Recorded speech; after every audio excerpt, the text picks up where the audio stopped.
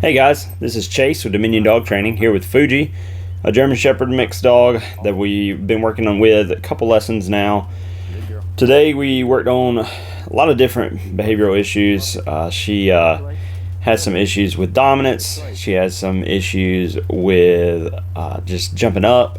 She's got some issues with just general stubbornness. She's a very strong-willed dog, which can be a good or a bad thing. Sometimes strong-willed dogs make great pets because they have very little fear. And if you train them properly, they can be excellent companions. Despite everything I just talked about, I want today's lesson to be about impulse control. I think that's what will make this video most beneficial for you, the viewer.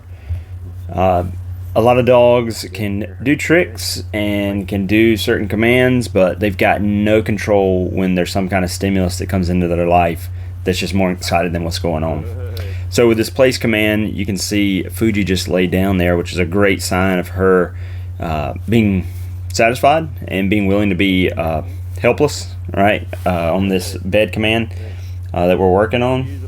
But the real purpose of this bed command is not so the customers that I'm working with can use it, which they can, but the real purpose is to just show them that she can control herself, right? She's sitting on this bed, and no matter what's going on, she can sit there. Right now, there's not a whole lot going on, which makes it pretty easy, but here in a minute, as the lesson goes on, we're going to work on this, and it's going to get harder and harder, and we're going to start using some distractions to see if we can make her get up. So I'm currently talking to the customer there about the difference between this place command and a stay command, right?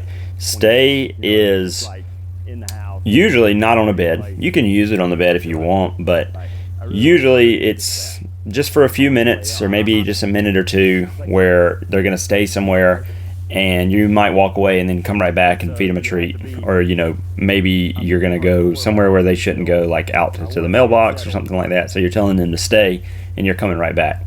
So the anticipation is pretty low compared to other commands. Like, they're not going to be immediately getting up. They are going to have to kind of deal with sitting there. However, this place command is very, very low anticipation. Right, I want the dog to sit there and practically turn off. Right, I want them to just relax and forget that we're training, forget everything that's going on, and just stay on that bed.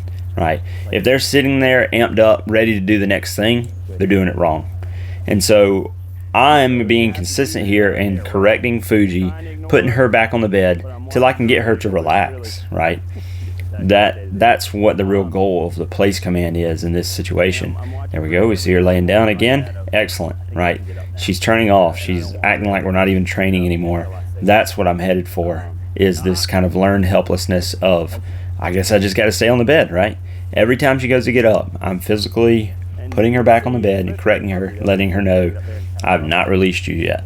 And that's the point of this place command, is I give you the command and you're there until I tell you something else to do. Now, that being said, she's a 5-month-old puppy, right? She's not going to be able to do this forever. Here we are getting into some distractions. Sorry, just a side there. That's why I'm acting like I'm waving invisible people. But she's a 5-month-old puppy. She's not going to be able to do this forever. But she can do it for a minute. She can do it for 2 minutes. She can do it for 5 minutes even if we practice it. But that's the road we're going down. That's the gradual path we're taking, because a dog like her that's so driven and so wanting to get up, we have to work on this impulse. And it's also a way to work on that stubbornness that I was talking about. I want to flesh this idea out more. However, I want to change to the original audio so y'all can hear what we're talking about here. A little bit where maybe I'll knock on the door or something for you, and you need to, there's really about 4 moments that they're going to want to get up. The knock, the door opening, the person on the other side seeing the person, and then the person coming in and saying like, hey, or shaking hands or whatever. And so you really got to get over all those humps as you practice it, because she might do it while the door opens and she might do it when she sees somebody, but until they can do all 4, it's not really like set. So, you think you're stuck over there, don't you? She's, nope. Good. I definitely see it with her, like when he comes home from work. Yeah, wound up. And it's different with your people than it is with Like new people, right? Because really, for y'all, I would say she doesn't really have to go to place because you don't have to do that every time, and you're not answering the door for him. Right. For him, it's just like you just got to come in like you own the place, right? And I just kind of shove her off a little bit like that. Don't pay her any attention when she jumps up, and just kind of ignore her. Call it the shed method, right? Where you're just shedding them, like, nope, not interested. Like, just gonna walk right through you because I don't want to be greeted that way. And then once she kind of does that, then it's, hey, how's it going, Fuji? Hey, good girl, good to see you, like that. But I don't want to ever do anything, even acknowledge that it's kind of happening, right? Like, I'm just, get out of here, you know. Don't let her lick your hands. Don't call their name, anything like that. It's just, maybe it could include a little push away with the knee, but at the beginning, it's really just kind of like, just keep moving, right? Just ignore her, stubbornly ignore her, and don't let her jumping on you cause any reaction of, oh, get off or anything. It's just like, nope, just this kind of, yeah. I want to pick back up where I left off on stubbornness. I'm showing her, hey, I can be as stubborn as you can, right? Every time you get up, I'm meeting you, right? Every time you get up, I'm going to show you, nope, I'm more stubborn than you are. Sit back down. I have this discussion with clients all the time about being as stubborn as your dog. If you correct them one time on a behavior and then the dog tries that same behavior again and they're successful the second time and you don't correct it because either you're tired or you didn't pay attention or whatever, then they're like, oh, okay, well, I can't do it once, but I guess I can do it on the second time, right? You have to meet that behavior every time that they do it. They're both kind of aloof.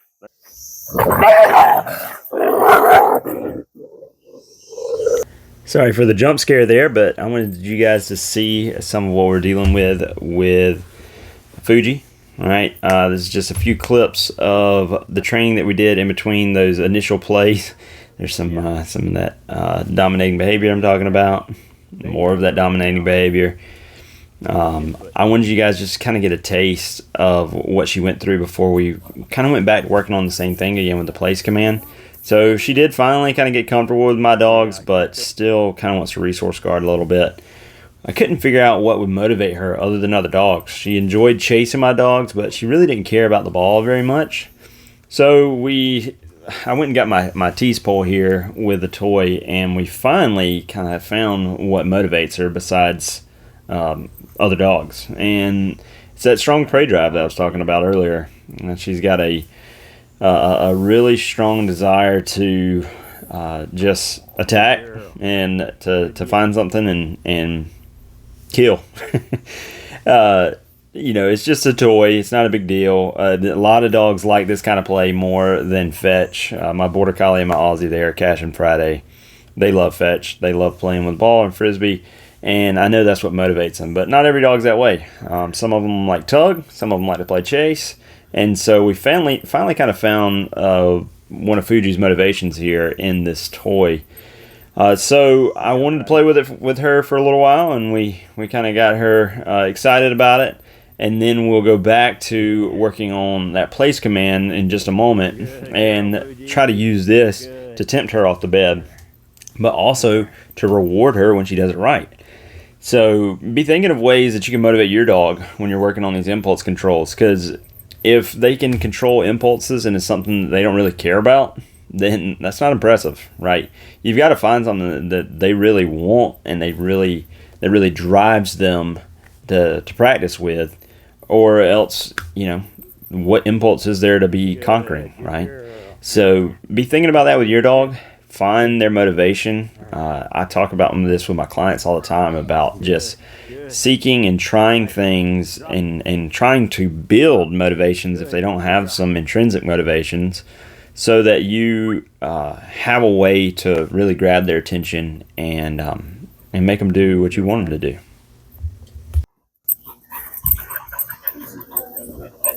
Look kind of like I'm fishing for dogs, aren't I?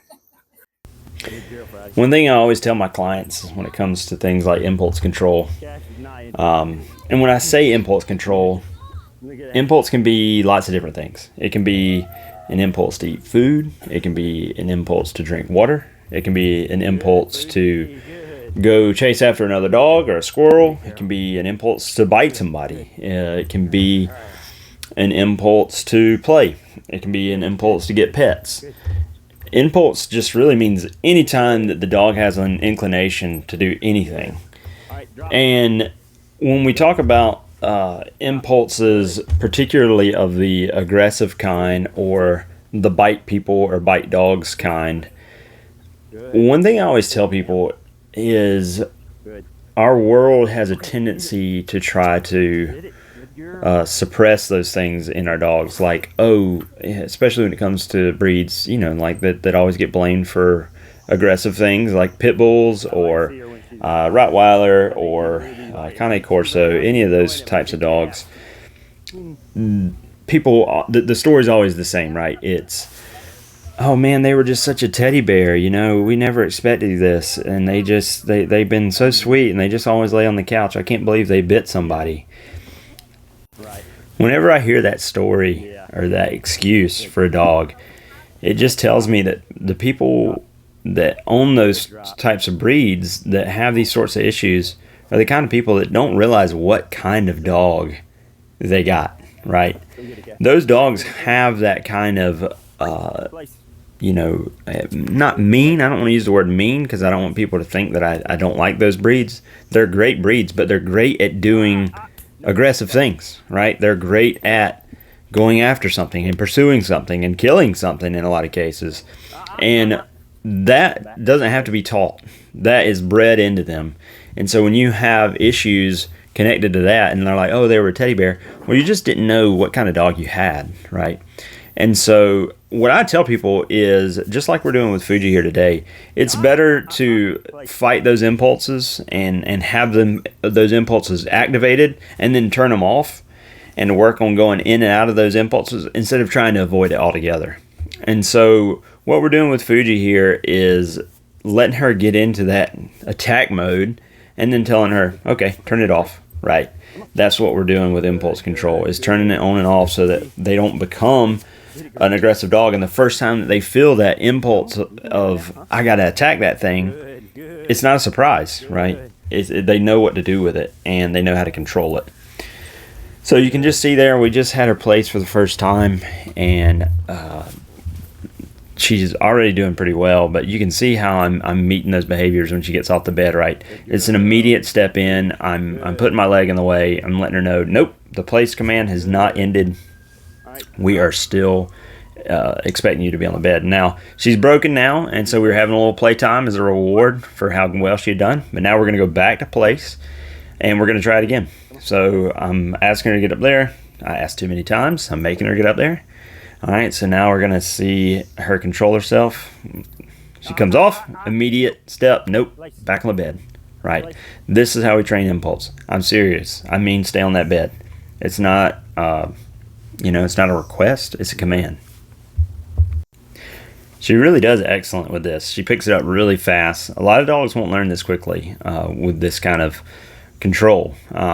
She really wants to get after that toy. You can see it in her eyes. You can see the way she's watching. Oh, she loses focus for a minute. Back on the bed. Sit back down. Back to work. Okay? This place command is serious. Boom. That is what I wanted you guys to see right there. That is awesome. Okay? She wanted to get up. She showed she wanted to get up. She sat back down without me having to get on to her. She chose to sit back down. So I know she's learning. She got up right afterwards there, but that was because I rewarded her. She thinks that reward right now means that she can get up. But what I'm trying to teach her right now is just because I reward you doesn't mean you're done. Okay? And that's a lesson they need to learn too. It's okay to correct them right after a reward. Sometimes it's okay to reward right after a correction. So you can see reward again. She's going to want to get up again. Oh, I break her. I tell her she can go. All right? So that time reward did mean get up. And so I'm trying to teach her the difference between the two. When she's here's break, it's fun. When there's no break, then you got to keep at it. So she's really doing an awesome job here, and I hope you guys have gotten a few tips from impulse control from what I've been talking about. Sorry we're off screen playing there, but she's having a real good time.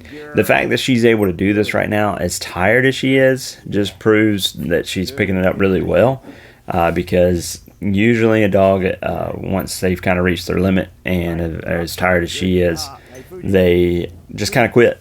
Especially, you got to remember, she's 5 months old. She acts kind of like a bigger dog when it comes to things like dominance and stuff like that, but she's just a puppy, and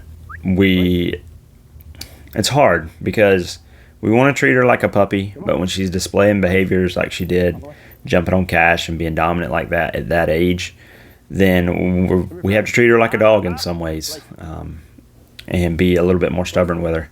Yep, there we go, back on the bed. Oh, off the other side, step on the leash, back on. You got to be quick. You got to be right in the moment on those corrections. Even some of mine in this video are a little delayed, and I wish I would have done a little bit better job, but sometimes it's hard when you're training and you're talking and you're trying to work with the dog. It's not as perfect as it can be when you're at home. So do these things with your dog that maybe has strong impulses to attack, strong impulses to do whatever they want, strong impulses to ignore you, and just work on them. You know, don't be afraid to let your dog get in go mode and want to chase after a squirrel or want to chase after, leaves or whatever it is that they like to get after. Just have a long leash like we do with Fuji here, and correct whenever you tell them to stop. And the thing about these impulses too is they got to know that it's okay sometimes. It's just not okay when you say it's not okay. Thanks for listening, guys. If y'all stayed to here, please like, comment, subscribe to the channel. We got lots of more helpful tips on dog training like this. Thanks for watching. Good drop.